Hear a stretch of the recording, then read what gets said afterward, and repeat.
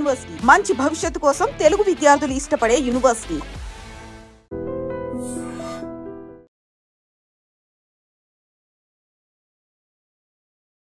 మే day call ని ఏటీసీకి announce చేశారు. అక్కడ ఉన్నటువంటి ఏవియేషన్ అధికారులకి ఒక మేడే కాల్, అంటే మేడే అనగానే ఒక ఎమర్జెన్సీ అనేది వచ్చింది. ఫ్లైట్లో ఎమర్జెన్సీ పరిస్థితులు ఉన్నాయి, మాకు అసిస్టెన్స్ కావాలి అనేటువంటి సమాచారాన్ని ఫ్లైట్ టేక్ ఆఫ్ అయిన కొద్దిసేపటికే పైలట్ సుమిత్ సబర్వాల్తో పాటుగా కో పైలట్ కూడా అనౌన్స్ చేసినప్పటికీ ఏటీసీ దగ్గర నుంచి ఎలాంటి రెస్పాన్స్ రాకపోవడంతో బయలుదేరినటువంటి టేక్ ఆఫ్ అయినటువంటి కొద్దిసేపటికే అది కుప్పకూలిపోయినట్టుగా మనకు అందుతున్నటువంటి ఈ విజువల్స్ని బట్టి చూస్తే తెలుస్తోంది. ఇమ్మీడియట్గా రెస్పాండ్ అయ్యారు అందరూ. ఇప్పుడు ఎలాంటి పరిస్థితుల్లో ఉన్నారు అనేది ఇంకా అధికారికమైనటువంటి సమాచారం అయితే అందలేదు. సో అక్కడికి వచ్చినటువంటి అంబులెన్స్లు కావచ్చు, ఫైర్ సిబ్బంది కావచ్చు, ఇమ్మీడియట్గా వాళ్ళందరినీ హాస్పిటల్కి తరలించినటువంటి విజువల్స్ని అయితే మనం చూస్తున్నప్పటికీ ఓవరాల్గా ఉన్నటువంటి సిచ్యువేషన్ని బట్టి చూస్తే ఇందులో ఉన్నటువంటి 242 మంది అగ్ని ప్రమాదానికి గురయ్యారు. అతి కీలకమైనటువంటి ఒక ఈ సంఘటన జరిగే కొద్దిసేపటి ముందే, అంటే 1:39 సర్దార్ వల్లభాయ్ పటేల్ ఇంటర్నేషనల్ ఎయిర్పోర్ట్ నుంచి ఎయిర్ ఇండియా విమానం బయలుదేరింది. ఈ ఎయిర్ ఇండియా విమానం B787 aircraft VTANB AI-171 from Ahmedabad to Gatwick విమానం. ఇది అక్కడికి వెళ్తున్నటువంటి టేక్ ఆఫ్ తీసుకున్నటువంటి కొద్దిసేపట్లోనే కుప్పకూలిపోయింది. మిగతా వివరాలన్నీ ఇప్పటికీ కూడా అఫీషియల్గా అందకపోయినప్పటికీ ఇక్కడ మనకి విజువల్ చూస్తేనే అర్థమవుతోంది అది బిల్డింగ్ లోపలికి దూసుకెళ్ళింది. అక్కడే పెద్ద మంట వచ్చింది, అతి పెద్ద స్మోక్ అనేది వచ్చింది, దట్టమైనటువంటి పొగలు కూడా కమ్ముకున్నాయి.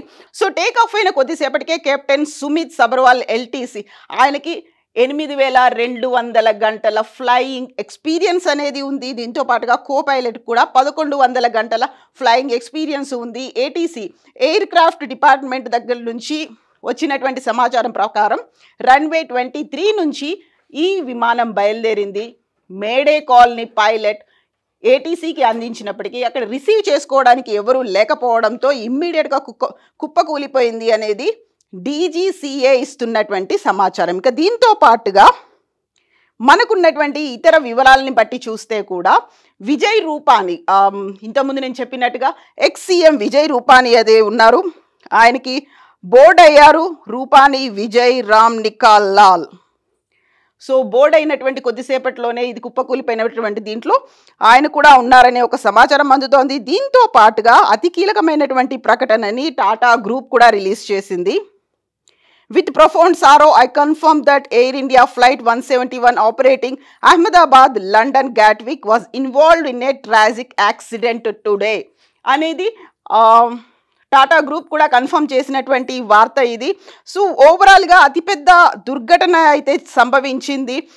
అండ్ మనకు సో ఇక్కడ ఉన్నటువంటి ఈ విజువల్ని బట్టి చూస్తే చాలా క్లియర్గా అర్థమైపోతుంది విమానం ఎంతలా దగ్ధం అయిపోయింది అనేది. అందులో ఉన్నటువంటి 242 మంది ప్రయాణికుల పరిస్థితి ఏంటి, 2 పైలట్ల పరిస్థితి ఏంటి, దీంతో పాటుగా 10 మంది క్యాబిన్ క్రూ ఏమయ్యారు, వీళ్ళందరినీ హాస్పిటల్స్కి అయితే తరలిస్తున్నారు. అక్కడ ఉన్నటువంటి పరిస్థితుల్ని అంచనా వేస్తున్నారు. ఇమ్మీడియట్గా ఇటు కేంద్ర ప్రభుత్వం అటు రాష్ట్ర ప్రభుత్వం కూడా రెస్పాండ్ అయింది.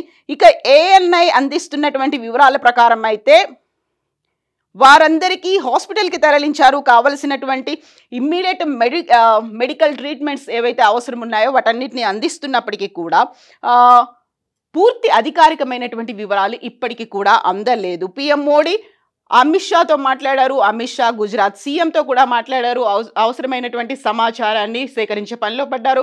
ఇక ఏవియేషన్ మినిస్టర్ రామ్మోహన్ నాయుడు ప్రస్తుతానికి విజయవాడలో ఉన్నారు. ఆయన అక్కడి నుంచి ఇమ్మీడియట్గా అహ్మదాబాద్కి కూడా బయలుదేరి వెళ్ళారు. అహ్మదాబాద్ నుంచి బయలుదేరేటువంటి ప్రతి విమానాన్ని ఇప్పుడు రద్దు చేశారు.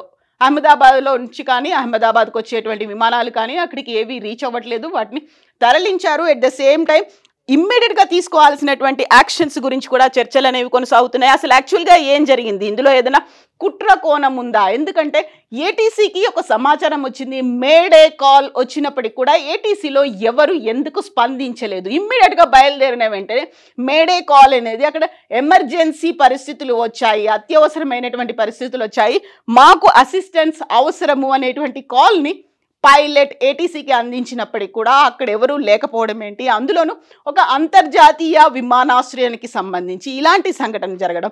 ఇక ఓవరాల్గా ఎంతమంది భారతీయులు ఉన్నారు, ఎంతమంది విదేశీయులు ఉన్నారు, ఎంతమంది ఎవరెవరు ఎక్కడికి వెళ్తున్నారు, వీటన్నిటికి సంబంధించినటువంటి వివరాలు అయితే ఇంకా తెలియాల్సి ఉంది. బట్ ఇక్కడ ఉన్నటువంటి విజువల్స్ని బట్టి చూస్తే ప్రమాద తీవ్రత ఎంతలా ఉందో అర్థమవుతోంది. 1:39 అహ్మదాబాద్ ఎయిర్పోర్ట్ నుంచి లండన్ గాట్విక్ బయలుదేరాల్సినటువంటి విమానం పరిస్థితి ఇది. అక్కడ ఉన్నటువంటి ఒక స్థానికుడు క్యాజువల్గా తీసుకున్నటువంటి ఒక వీడియోతోనే అర్థమైపోతుంది ఎంత తీవ్ర స్థాయిలో ఈ ప్రమాదం సంభవించింది అనేది. సో ఇలాంటి ఒక స్కేరీ విజువల్స్ అయితే వస్తున్నాయి, ఒక ట్రాజెడీకి సంబంధించినటువంటి విజువల్స్ అయితే వస్తున్నాయి. అఫీషియల్గా ఇంకా ఒక ప్రకటన రావాల్సినటువంటి అవసరం అయితే ఉంది. ఓవరాల్గా ఇప్పటికీ సహాయక చర్యల మీదనైతే ఫోకస్ పెట్టారు.